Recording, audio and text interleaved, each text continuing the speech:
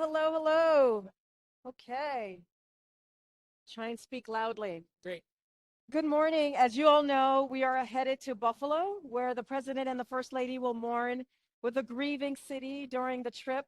The president and the first lady will visit Tops Market Memorial, where they'll pay their respects to the lives lost in Saturday's tragic shooting. Afterward, the president and first lady will meet with family members of the victims, law enforcement, and first responders and local leaders at a community center to offer their condolences and comfort to those affected by this tragedy.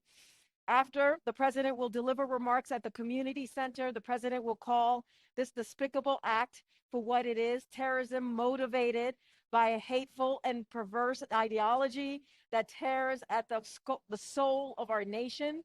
He'll call on all Americans to give hate no safe harbor and to reject the lies of racial animus that radicalize and divide us and led to the act of racist violence we saw on Saturday that took the lives of 10 Americans. President Biden will call on Congress to take action to keep war off our streets and keep guns out of the hands of criminals and people who have a serious mental illness that makes them a danger to themselves or others. And the president will call on Americans to seek a more perfect union and embraces the diversity that has made us the world's strongest and most dynamic nation in history of the world. We're joined on Air Force One by Majority Leader Chuck Schumer, Senator Kristen Gillibrand, and Congressman Brian Higgins, who represents Buffalo. On the ground in Buffalo, President Biden will be joined by Governor Kathy Hochul, Buffalo Mayor Byron Brown, Erie County Executive Mark Poloncarz, and Buffalo City Council President Reverend Darius Prejean. In his meeting with first responders and local officials, the president will meet with the Buffalo Police Commissioner and Buffalo Deputy Fire Commissioner, among many other state and local leaders.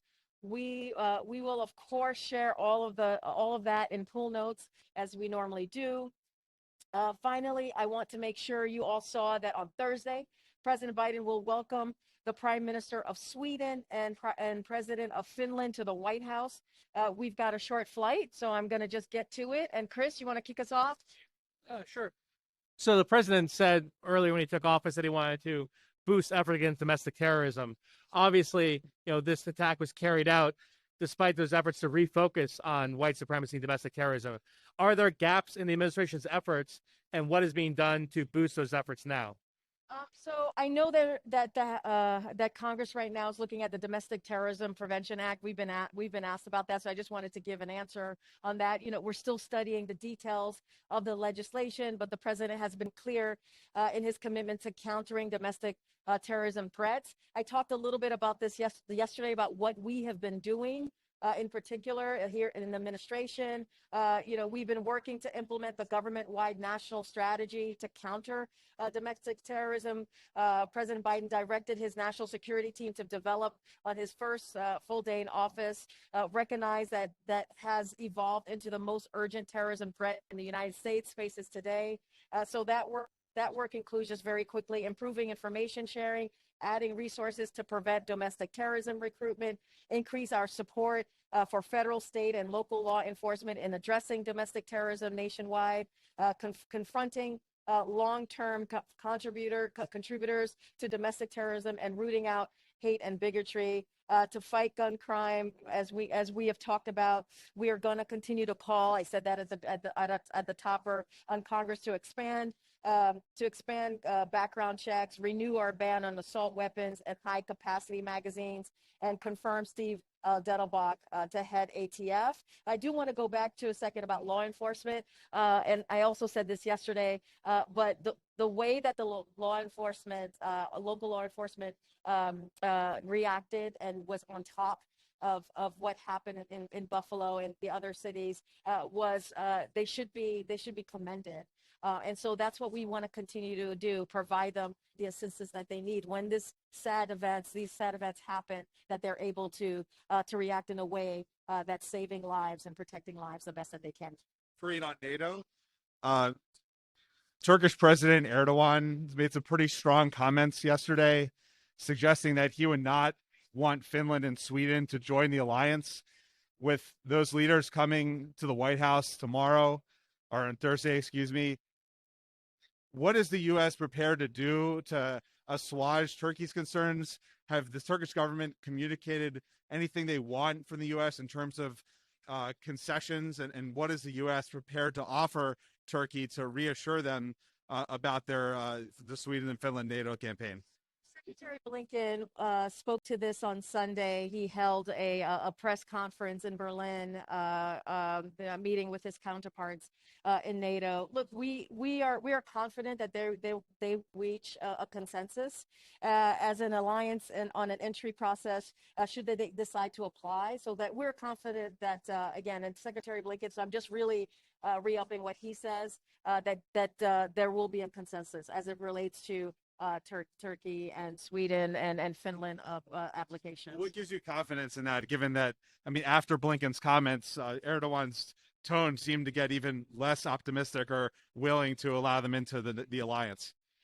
As we know, there's a lot of support for Sweden and Finland to join NATO.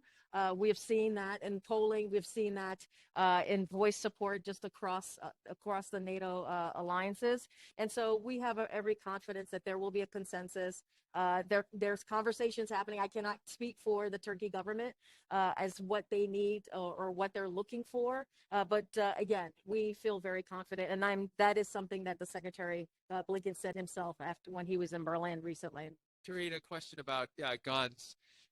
Can you give us a sense of what the administration's intelligence is or view is right now of the potential for copycat attacks and what's being done on that? And then I have a follow-up. So I don't have anything to share on any copycat attacks. I heard reporting that there was one in Buffalo, I think yesterday.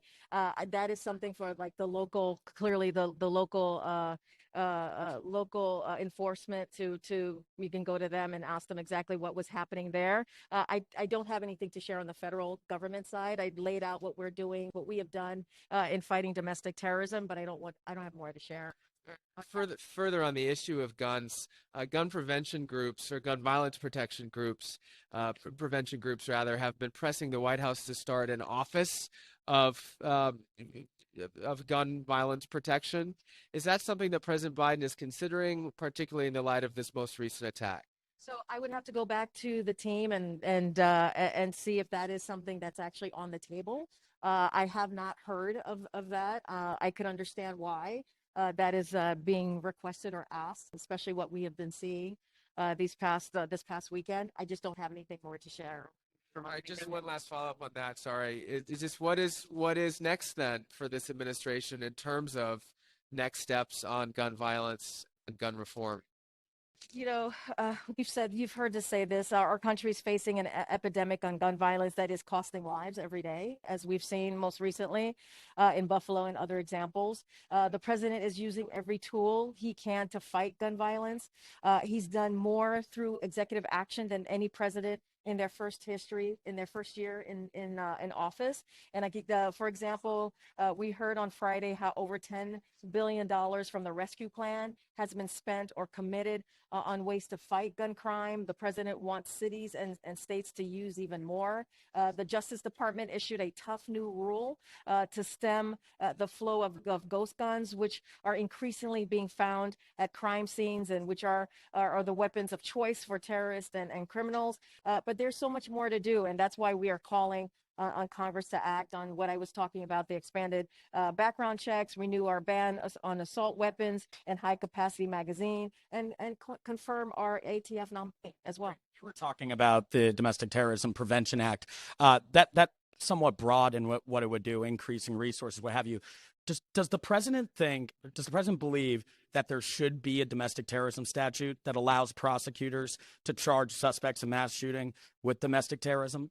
In light of today's evolving domestic terrorism threat, we have to consider whether legislative reforms could meaningfully and materially increase our ability to protect Americans from acts of domestic terrorism while simultaneously guarding against potential abuse and outreach.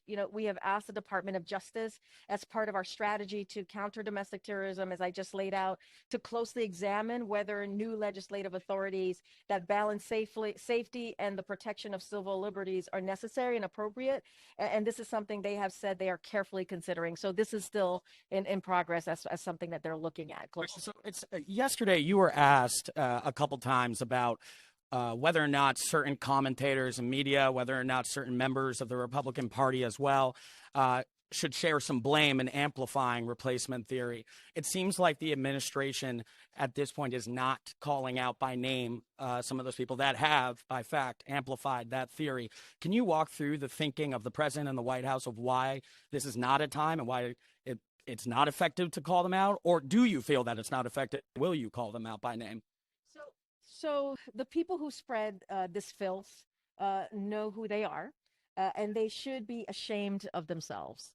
But I'm not going to give them or their noxious ideas. They're pushing the attention that they desperately want.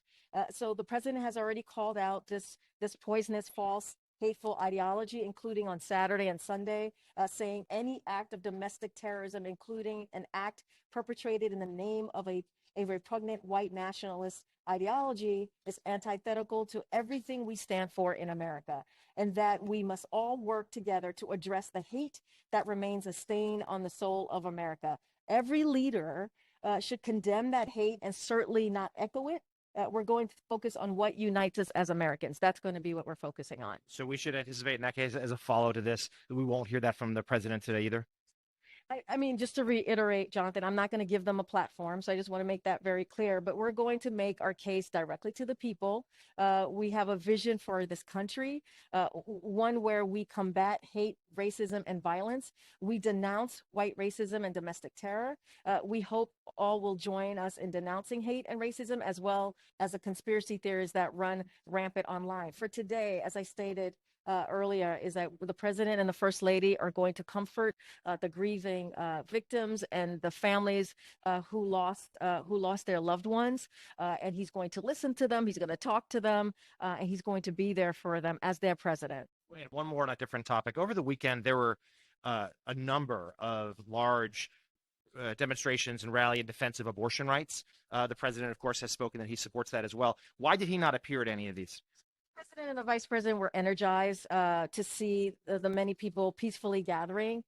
This past weekend, the administration continues to do everything possible to protect access to women's reproductive rights, including working closely with abortion rights groups, providers, and elected officials, and more. He was indeed energized to see what folks coming out peacefully protesting and speaking out.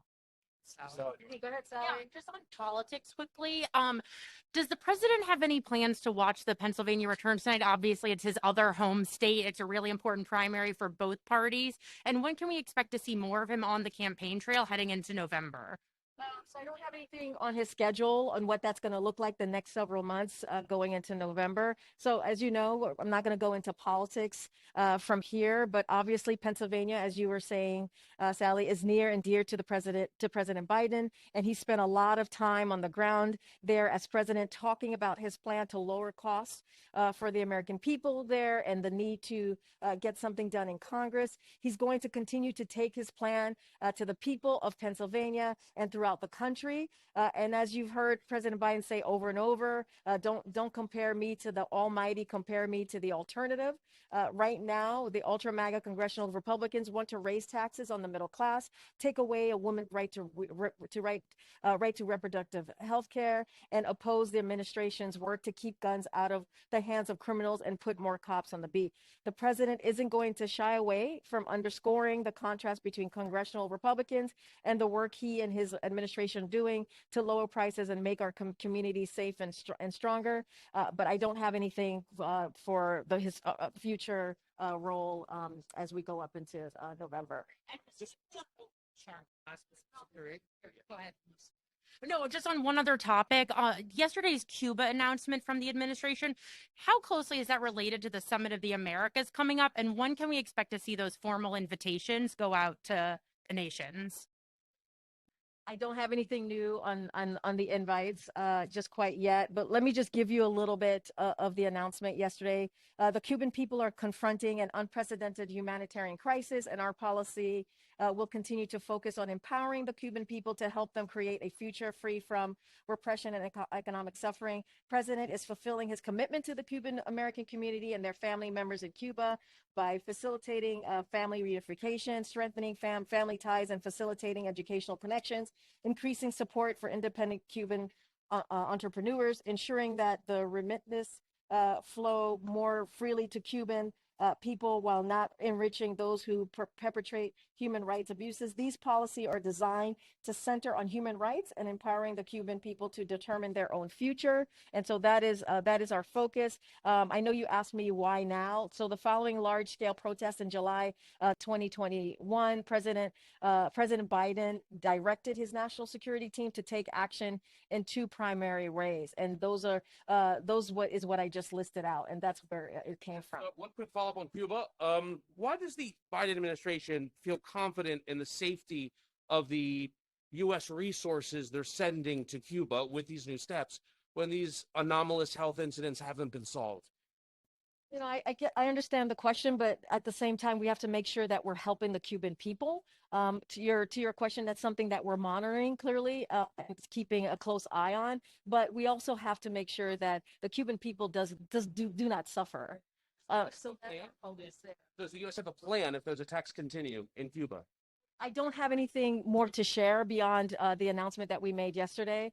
We are going to have our national security advisor, Jake Sullivan, with me at the podium tomorrow. So we can, that's a question you can ask him. Can I sneak in one more quick one? Just, do you have an update on when the president will make a decision on student loan relief? And also, I'm wondering if the administration has assessed whether or not even relief for $10,000 kind of impact that could have on inflation. So let me start with your first question. We have no policy to announce yet, but as a reminder, no one has been required to pay a single dime of loan since the president took office. You know, I will note that the administration actions have already provided more than $18.5 billion in targeted debt relief to more than 750,000 borrowers. This is through the public service loan forgiveness borrowers who have a total and permanent disability, borrowers who were misled by their college or university, and borrowers who attended ITT technical institutes. Again, the policy has not been, we haven't announced it yet. So this is your question about inflation. But I do want to state that Jared Bernstein has spoken to this before, your question, Zolan, and he's mentioned that the impact on inflation by pausing federal loan repayments would be almost negligible, in his words, something like 0.001%. Thank you. That's great. Everybody.